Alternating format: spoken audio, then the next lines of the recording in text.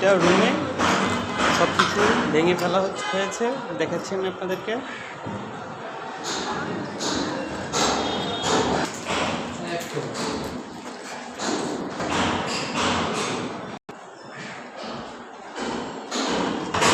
দেখতেই পাচ্ছেন এটা হচ্ছে 3 তলা ফ্লোরটা।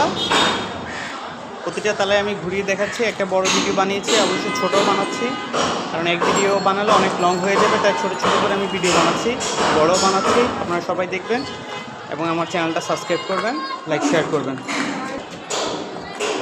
দেখেন কি অবস্থা, নামা যাচ্ছে না।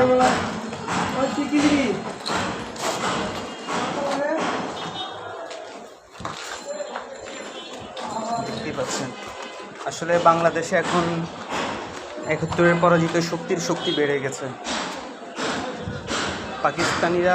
পাকিস্তানের দোসরেরা বাংলাদেশের মুক্তিযোদ্ধাদের বিপক্ষে লড়ছে, তাই আজ বাংলাদেশের এবং এই পরিণতি এই বঙ্গবন্ধুর বাড়ি ধানমন্ডি 32-এ।